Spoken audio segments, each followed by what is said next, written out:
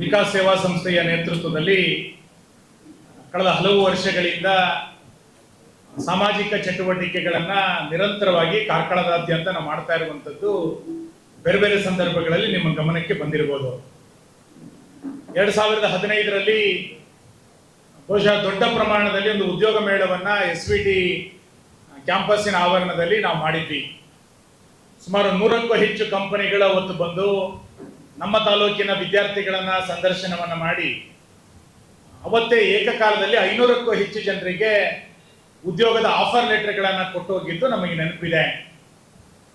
ಅದಾದ ನಂತರ ನನ್ನ ಕಚೇರಿಗೆ ಬೇರೆ ಬೇರೆ ಸಂದರ್ಭಗಳಲ್ಲಿ ಮಕ್ಕಳು ಬರ್ತಾ ಇದ್ರು, ಉದ್ಯೋಗ ಬೇಕು ಅನ್ನುವಂತ ಒತ್ತಡವನ್ನ ತುಂಬಾ ಸಂದರ್ಭದಲ್ಲಿ ಹಾಕಿದ್ರು. ಒಬ್ಬ ಜನಪ್ರತಿನಿಧಿಯಾಗಿ ನನ್ನ ವ್ಯಾಪ್ತಿಯಲ್ಲಿ ಬರುವಂತ ಪರಿಚಯಿಸಿರುವಂತಹ ಕಂಪನಿಗಳಲ್ಲಿ ತುಂಬಾ ವಿದ್ಯಾರ್ಥಿಗಳಿಗೆ ಆ ರೀತಿಯಾದಂತಹ ಅನುಕೂಲಗಳನ್ನ ಉದ್ಯೋಗವನ್ನ ಕೊಡಿಸುವಂತ ಪ್ರಯತ್ನವನ್ನ ನಾನು ನಿರಂತರವಾಗಿ ಮಾಡ್ತಾ ಬಂದಿದ್ದೇನೆ. ಆದರೆ ಇದಕ್ಕೊಂದು ಸಾಮೂಹಿಕವಾದಂಥ ನೆಲೆಗಟ್ಟನ್ನ ಚೌಕಟ್ಟನ್ನ ಕೊಟ್ಟು ಮತ್ತೊಂದು ಸಾರಿ ನಮ್ಮ ತಾಲೂಕಿನ ಜಿಲ್ಲೆಯ ವಿದ್ಯಾರ್ಥಿಗಳಿಗೆ ಅನುಕೂಲ ಆಗಬೇಕು ಅನ್ನುವ ಕಾರಣಕ್ಕೆ ವಿಕಾಸ ಉದ್ಯೋಗ ಸೇತು ಅನ್ನುವಂಥ ಒಂದು ವಿಶೇಷವಾದಂಥ ಕಾರ್ಯಕ್ರಮ 9ನೇ ತಾರೀಕು ಇದೇ ಪರಿಸರದಲ್ಲಿ ನಡೀತಾ ಇದೆ. ಯಾವ ರೀತಿ ಇಂಟ್ರೋವನ್ನು ಫೇಸ್ ಮಾಡಬೇಕು, ಕಂಪನಿಯ ಅಪೇಕ್ಷೆಗಳೇನಿದೆ, ಇದೆಲ್ಲದನ್ನು ಕೂಡ ಬಹುಶಃ ಇಲ್ಲಿ ಕೂತಿರುವಂತ ಎಲ್ಲ ಗಣ್ಯರು ಉಲ್ಲೇಖ ಮಾಡ್ತಾರೆ. ನಾನು 2-3 ಸಂಗತಿಗಳನ್ನ ಮಾತ್ರ ಇಲ್ಲಿ ಉಲ್ಲೇಖ ಮಾಡಲಿಕ್ಕೆ ನಿಂತ್ಕೊಂಡಿದ್ದೇನೆ. ಮೊದಲನೇದು, ನಾವು ಈ ಉದ್ಯೋಗ ಸೇತು ಅನ್ನುವಂತ ಯೋಜನೆಯನ್ನ ಮುಂದಿಟ್ಟು ಬಂದಾಗ ಆನ್ಲೈನ್ ಮುಖಾಂತರ ರಿಜಿಸ್ಟ್ರೇಷನ್ ಮಾಡಬೇಕು ಅಂತಂದಾಗ ನಮ್ಮ ಹತ್ರ ಈಗಾಗಲೇ 1500ಕ್ಕೂ ಹೆಚ್ಚು ಜನ ರಿಜಿಸ್ಟ್ರೇಷನ್ ಅನ್ನ ಮಾಡ್ಕೊಂಡಿದ್ದಾರೆ. ನಾವು ಅದನ್ನ ತಾತ್ಕಾಲಿಕವಾಗಿ ನಿಲ್ಲಿಸಿದೀವಿ ಈಗ. ಯಾಕೆಂದ್ರೆ ಒಂದೇ ದಿನ ಈ ಪರಿಸರದಲ್ಲಿ 1500ಕ್ಕೂ ಹೆಚ್ಚು ಜನರಿಗೆ ಇಂಟ್ರೂ ಮಾಡಲಿಕ್ಕೆ ಕಷ್ಟ ಆಗ್ಬೋದು ಅನ್ನುವ ಕಾರಣಕ್ಕೆ ಅದನ್ನ ತಾತ್ಕಾಲಿಕವಾಗಿ ನಿಲ್ಲಿಸಿದ್ದೇವೆ. ನಂತರ ಸ್ಪಾಟ್ ನಲ್ಲಿ ಬಂದ್ರೆ ಅದನ್ನ ಯೋಚನೆ ಮಾಡಬೇಕು ಅನ್ನೋದನ್ನ ನಾವು ಇವತ್ತು ಸಂಜೆ ಒಳಗೆ ತೀರ್ಮಾನವನ್ನ ತೆಗೆದುಕೊಳ್ತೇವೆ. ಈಗ ನಮಗೆ ಬಂದಿರುವಂತ ಮಾಹಿತಿಯ ಪ್ರಕಾರ SLC, PUC, ಡಿಗ್ರಿ, ITI ಮತ್ತು diploma, SLC, PUC, ITI, diploma ಮತ್ತು ಡಿಗ್ರಿ, ಈ ರೀತಿ 1090 ಜನ ಈಗಾಗಲೇ ಆನ್ಲೈನ್ ನಲ್ಲಿ ರಿಜಿಸ್ಟ್ರೇಷನ್ ಅನ್ನ ಮಾಡ್ಕೊಂಡಿದ್ದಾರೆ. ಇಂಜಿನಿಯರಿಂಗ್ನವರು ಸುಮಾರು 300ಕ್ಕೂ ಹೆಚ್ಚು ಜನ ಇಂಜಿನಿಯರಿಂಗ್ ವಿದ್ಯಾರ್ಥಿಗಳು ಎನ್ರೋಲ್ ಮಾಡ್ಕೊಂಡಿದ್ದಾರೆ. ಇನ್ನು ಬೇರೆ ಬೇರೆ ವಿದ್ಯಾಭ್ಯಾಸದವರು ಇನ್ನೊಂದಿಷ್ಟು ಕೆಲವು ಜನ ಇದ್ದಾರೆ. ಇಂಥವರಿಗೆ ಈ ಕಂಪನಿಗಳಲ್ಲಿ ಇವತ್ತು ಸಂದರ್ಶನವನ್ನ ಏರ್ಪಾಡು ಮಾಡುವಂಥದ್ದು, ಅವ್ರನ್ನ ಜೋಡಿಸ್ಕೊಂಡು ಹೋಗ್ಬೇಕಾಗಿರುವಂಥದ್ದು ನಮ್ದು ಆದ್ಯತೆ ಇದೆ. ಬಹುಶಃ ವಿವೇಕ್ ಆಳವರು ಅದನ್ನು ಬಹಳ ಚೆನ್ನಾಗಿ ಹೇಳ್ಬೋಲ್ರು ಅಂತ ನಾನು ಅನ್ಕೊಳ್ತೇನೆ. ನಾನು ನಿಮ್ಮ ಹತ್ರ ಇವತ್ತು ಈ ಕಾರ್ಯಾಗಾರದಲ್ಲಿ ವಿನಂತಿ ಮಾಡ್ಲಿಕ್ಕೆ ಏನಿದ್ದೀನಿ ಅಂತ ಕೇಳಿದ್ರೆ, ನಾಡಿದ್ದು 9ನೇ ತಾರೀಕು ನಾವೆಲ್ಲರೂ ಕೂಡ ಸಂದರ್ಶನಕ್ಕೆ ಬರ್ತೇವೆ. ಈ ಮೊದಲೇ ಮಹಡಿ ಮತ್ತು ನೆಲಮಾಡಿನಲ್ಲಿ ಸಂದರ್ಶನಕ್ಕೆ ಬೇಕಾದಂತ ವ್ಯವಸ್ಥೆಗಳನ್ನು ರೂಪಿಸಿದೆ. ಯಾರು SLC, PUC, ಡಿಪ್ಲೊಮಾ, ITI ಮತ್ತು ಡಿಗ್ರಿ ಈ ತರದ ವಿದ್ಯಾಭ್ಯಾಸದ ಅರ್ಹತೆ ಯಾರಿದ್ದಾರೆ ಅಂಥವ್ರಿಗೆಲ್ಲರಿಗೂ ಕೂಡ ಈ ಮೇಲ್ಗಡೆಯ ಮೊದಲ ಮಾಡಿನಲ್ಲಿ ಬೇಕಾದಂತ ಕಂಪನಿಗಳಿಗೆ ಜೋಡಿಸಿಕೊಂಡು ಇಲ್ಲಿ ಅವರಿಗೆ ಇಂಟ್ರೋವನ್ನ ಸಂದರ್ಶನವನ್ನ ಮಾಡ್ತಾರೆ. ಇಂಜಿನಿಯರಿಂಗ್ ಮತ್ತು ಉಳಿದಂತ ವಿದ್ಯಾರ್ಥಿಗಳಿಗೆ ಕೆಳಗಡೆ ನೆಲಮಾಡಿನಲ್ಲಿ ಅವರಿಗೆ ಸಂದರ್ಶನಕ್ಕೆ ಬೇಕಾದಂತ ವ್ಯವಸ್ಥೆಯನ್ನ ಮಾಡಿಕೊಡುತ್ತೆ.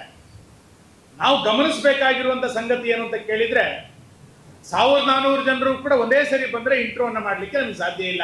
ನಿಮಗೆ ಗೊತ್ತಿದೆ, 100 ಜನರ ಬ್ಯಾಚ್ ಅನ್ನೇ ಬೇರೆ ಬೇರೆ ಹಂತಗಳಲ್ಲಿ ಕಳಿಸ್ಕೊಡುತ್ತೆ. ಹಾಗಾಗಿ ನಾವೆಲ್ಲರೂ ಕೂಡ ತಾಳ್ಮೆಯಿಂದ ಇರಬೇಕು.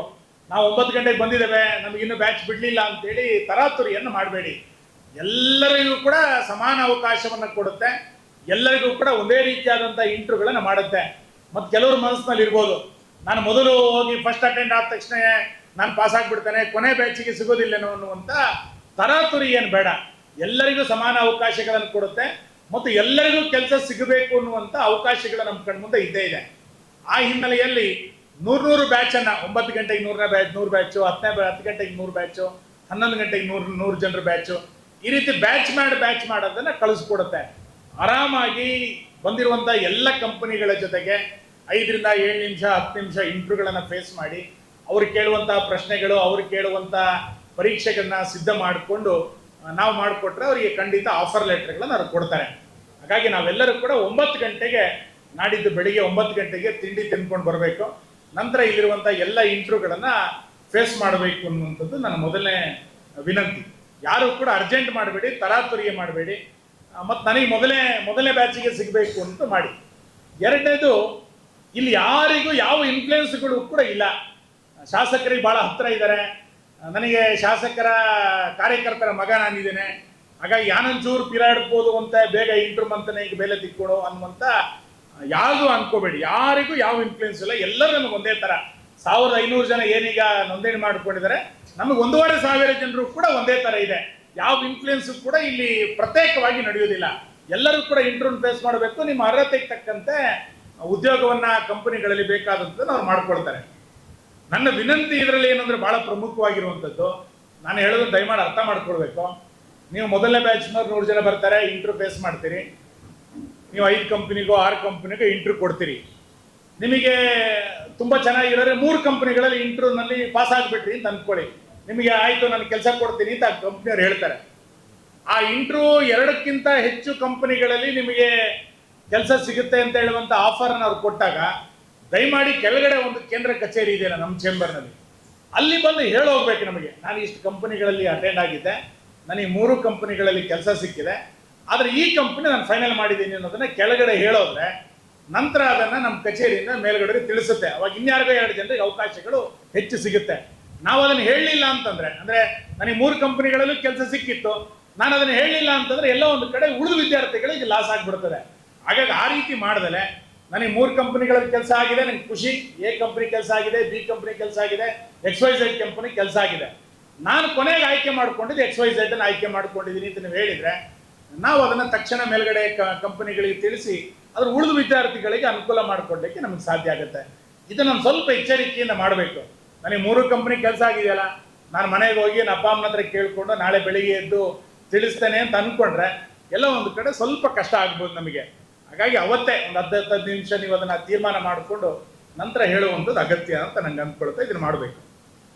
ಇನ್ನು ಬಹಳ ಸಂತೋಷದ ಸಂಗತಿ ಏನು ಅಂತ ಕೇಳಿದ್ರೆ, ನಾವು ದಯಾನಂದ್ ಅವರು ಇಲ್ಲೇ ಇದ್ದಾರೆ, ಪೋಸ್ಕೋನ್ ಕಂಪನಿಯ ಜೊತೆಗೆ ನಾವು ಟೈಅಪ್ ಅನ್ನು ಮಾಡ್ಕೊಂಡಿದ್ದೇವೆ. ಯಾರಿಗೆ ಬೆಂಗಳೂರಿನಲ್ಲಿ ಉದ್ಯೋಗ ಆಗುತ್ತೆ ಅಂತ ಎಲ್ಲ ವಿದ್ಯಾರ್ಥಿನಿಯರಿಗೆ ಅಥವಾ ಅಂತ ಎಲ್ಲ ಯುವತಿಯರಿಗೆ ಉಚಿತವಾದಂಥ ವಸತಿ ವ್ಯವಸ್ಥೆಯನ್ನು ನಾವು ಮಾಡಿಕೊಡ್ತಾ ಇದ್ದೇವೆ. ಬಹುಶಃ ಇದನ್ನು ಯಾರೂ ಕೂಡ ಮಾಡಲಿಕ್ಕೆ ಸಾಧ್ಯ ಇಲ್ಲ. ನಿಮಗೆ ಬೆಂಗಳೂರಿನಲ್ಲಿ ಕೆಲಸ ಆಗುತ್ತೆ ಅಂತ ಅಂದ್ಕೊಳ್ಳಿ, ಬೆಂಗಳೂರಿನಲ್ಲಿ ಫ್ರೀ ಅಕಾಮಿಡೇಷನ್ ಪ್ಲಸ್ ಊಟ ತಿಂಡಿ ಇವೆಲ್ಲವೂ ಕೂಡ ಫ್ರೀ ಆಗಿ ಕೊಡುವಂಥ ವ್ಯವಸ್ಥೆಯನ್ನ ವಿದ್ಯಾರ್ಥಿನಿಯರಿಗೆ ಮಾಡಿದೆ. ಹಂಗಂತೇಳಿ ವಿದ್ಯಾರ್ಥಿಗಳ ನಿರಾಶೆ ಆಗಬಾರ್ದು. ನಿಮಗೂ ಕೂಡ ಬೇರೆದನ್ನ ಏನಾರು ಒಂದು ಯೋಚನೆ ಮಾಡ್ತಾ ಇದ್ವಿ. ನಿಮಗೆ ಕೆಲಸ ಕೊಡೋದಲ್ಲದೆ ಫ್ರೀ ಅಕಾಮಿಡೇಷನ್ ಅನ್ನ ಎಲ್ಲೂ ಕೂಡ ಬಹುಶಃ ಇಲ್ಲಿಯ ತನಕ ಯಾವ ಶಾಸಕರು ಕೂಡ ಮಾಡಿರ್ಲಿಕ್ಕೆ ಸಾಧ್ಯ ಇಲ್ಲ. ಇದನ್ನು ಮೊದಲನೇ ಬಾರಿಗೆ ವಿಕಾಸ್ ಸೇವಾ ಸಂಸ್ಥೆ ಆ ಕಂಪನಿಯ ಜೊತೆಗೆ ಮಾಡ್ಕೊಳ್ತಾ ಇದೆ. ನಿಮಗೆ ಅಲ್ಲಿರುವಂಥ ಒಂದು ಒಳ್ಳೆಯ ಹಾಸ್ಟೆಲನ್ನು ಬಹುಶಃ ನಾಳೆ ನಾಡಿದ್ರೆ ಅದರ ವಿಡಿಯೋವನ್ನು ನಾವು ಕಳಿಸ್ಕೊಡ್ತೇವೆ. ಒಳ್ಳೆಯ ಹಾಸ್ಟೆಲ್, ತುಂಬ ಚೆನ್ನಾಗಿರುವಂಥ ಹಾಸ್ಟೆಲ್ಲು, PG ಸೆಂಟರ್ ಅದು, ಮತ್ತು ಅಲ್ಲೇ ಊಟ ತಿಂಡಿ ವ್ಯವಸ್ಥೆ ಇವೆಲ್ಲವನ್ನು ಕೂಡ ಯುವತಿಯರಿಗೋಸ್ಕರ ಮಾಡಿದ್ದೇವೆ. ಯುವಕರಿಗೆ ಎಷ್ಟಾಗುತ್ತೆ ಅಂತ ನೋಡ್ಕೊಂಡು ಅವರಿಗೆ ಹತ್ತಿರದಲ್ಲಿ ಯಾವ್ದಾದ್ರು PGಯನ್ನು ಮಾಡಬೇಕು ಅನ್ನುವಂಥ ತಯಾರಿಯನ್ನು ಕೂಡ ನಮ್ಮಲ್ಲಿರುವಂಥ ಬೆಂಗಳೂರಿನ ಈ ಹಿಂದೆ ಕೆಲಸ ತೆಗೆದುಕೊಂಡಂಥ ಕಾರ್ಯಕರ್ತರು ಕೂಡ ಎಲ್ಲರೂ ಕೂಡ ಅದನ್ನು ಯೋಚನೆ ಮಾಡ್ತಾ ಇದ್ದಾರೆ. ನಾನು ಯಾಕೆ ಮಕ್ಕಳೇ ನಿಮಗೆ ಎಲ್ಲವನ್ನೂ ಕೂಡ ಹೇಳ್ತಾ ಇದ್ದೀನಿ ಅಂತ ಕೇಳಿದ್ರೆ, ಇವತ್ತು ಕೆಲಸ ಸಿಗೋದೇ ಕಷ್ಟ. ಕೆಲಸ ಸಿಕ್ಕರೆ ನಾನು ಬೆಂಗಳೂರಿಗೆ ಹೋಗೋದು ಹೆಂಗೆ ಅನ್ನುವಂಥ ಮರು ಪ್ರಶ್ನೆ.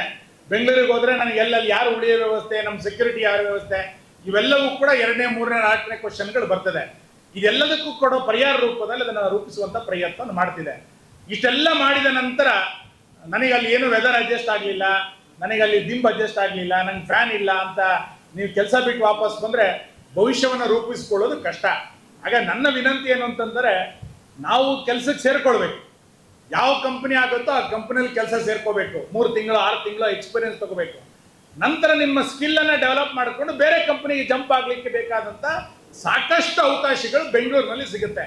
ಹಾಗಾಗಿ ದಯಮಾಡಿ ಯಾವ್ದಾದ್ರು ಕಂಪನಿಗೆ ಹೋಗಿ ಕೆಲಸಕ್ಕೆ ಸೇರಿಕೊಂಡ್ರೆ ಖಂಡಿತ ಇದನ್ನು ಇನ್ಯಾವ ಕಂಪನಿಗೆ ಹೋಗ್ಬೋದು ಅನ್ನುವಂಥ ರೂಪುರೇಷೆಗಳನ್ನು ಸಿದ್ಧ ಮಾಡಲಿಕ್ಕೆ ನಮಗೆ ಅನುಭವ ಮುಖ್ಯ.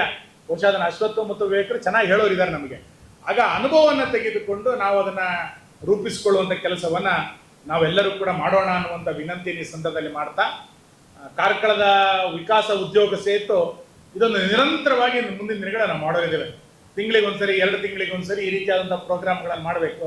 ನಮ್ಮ ತಾಲೂಕಿನ ಯುವಕರಿಗೆ ಉದ್ಯೋಗಕ್ಕೆ ಬೇಕಾದಂಥ ಎಲ್ಲ ನೆರವನ್ನು ಕೊಡಬೇಕು ಅನ್ನುವಂಥ ಮಾತನ್ನು ಹೇಳ್ತೇವೆ. ಆದರೆ ಭಾಳ ಬೇಸರ ಏನು ಅಂತ ಕೇಳಿದರೆ, ನಮ್ಮ ಜಿಲ್ಲೆಯ ವಿದ್ಯಾರ್ಥಿಗಳು ಸರ್ಕಾರಿ ಉದ್ಯೋಗಗಳಿಗೆ ಹೋಗ್ತಾ ಇರುವಂಥದ್ದು ಕಡಿಮೆ. ನಾವು ಇದರಲ್ಲಿ ಉದ್ಯೋಗ ಪರೀಕ್ಷಾ ಸೇತು ಅನ್ನುವಂಥ ಒಂದು ಕಾರ್ಯಕ್ರಮವನ್ನು ಕೂಡ ನಿನ್ನೆಯಿಂದ ಪ್ರಾರಂಭ ಮಾಡಿದ್ವಿ. ಈಗ ಆಗಸ್ಟ್ 2ನೇ ತಾರೀಕಿಗೆ ಇಲ್ಲಿ ಕೂತಿರೋಂಥವ್ರು ಎಷ್ಟು ಜನರಿಗೆ ಗೊತ್ತಿದೆಯಲ್ಲ ಗೊತ್ತಿಲ್ಲ.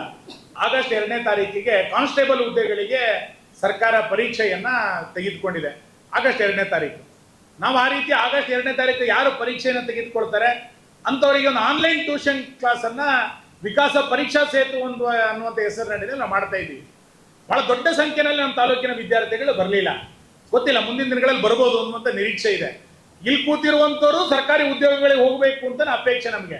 ನಾನು ಇಂಧನ ಸಚಿವನಾಗಿದ್ದಾಗ 3,000 ಜನರಿಗೆ ಉದ್ಯೋಗವನ್ನ ನನ್ನ ಇಲಾಖೆಯಲ್ಲಿ ನನಗೆ ಸಿಕ್ಕಂತ 17 ತಿಂಗಳ ಅವಧಿನಲ್ಲಿ 3,000 ಜನ ವಿದ್ಯಾರ್ಥಿಗಳಿಗೆ ನಾನು ಉದ್ಯೋಗವನ್ನ ಕೊಟ್ಟೆ. 1,700 ಜನರಿಗೆ ನಾವು ನೇರವಾಗಿ ಇನ್ನು 1,700 ಜನರಿಗೆ ಎಕ್ಸಾಮ್ ಕಂಡಕ್ಟ್ ಅನ್ನು ಮಾಡಿದ್ವಿ. ಬಹಳ ಆಶ್ಚರ್ಯ ಏನು ಅಂತ ಕೇಳಿದ್ರೆ, ನಮ್ಮ 2 ಜಿಲ್ಲೆಯ ಜನ ಪರೀಕ್ಷೆಗಳನ್ನು ಬರೆದಂತವ್ರು ಬಹಳ ಪರ್ಸೆಂಟೇಜ್ ಕಡಿಮೆ. ನನಗೆ ಆಶ್ಚರ್ಯ ಆಯಿತು. ನಾನೇ ಸಚಿವ ಇದ್ದೇನೆ, ಸಚಿವ ಇದ್ದು ಇನ್ಫ್ಲೂಯೆನ್ಸ್ ಮಾಡಿ ವಿದ್ಯಾರ್ಥಿಗಳಿಗೆ ಕೊಡಿಸ್ಲಿಕ್ಕೆ ಆಗಲ್ಲ. ಆದರೆ ಪರೀಕ್ಷೆ ಬರೆದಂಥವ್ರ ಸಂಖ್ಯೆ ಕಡಿಮೆ. ಸರ್ಕಾರಿ ಉದ್ಯೋಗಗಳಿಗೆ ನಮ್ಮ ಜಿಲ್ಲೆಯ ವಿದ್ಯಾರ್ಥಿಗಳು ಹೋಗೋದು ಕಡಿಮೆ. ಆದರೆ ಉಳಿದ ಜಿಲ್ಲೆನವರು ಬಹಳ ಚುರುಕು, ಅದರಲ್ಲಿ ಸರ್ಕಾರಿ ಉದ್ಯೋಗಗಳಿಗೆ ಬಹಳ ದೊಡ್ಡ ಸಂಖ್ಯೆನಲ್ಲಿ ಹೋಗ್ತಾರೆ.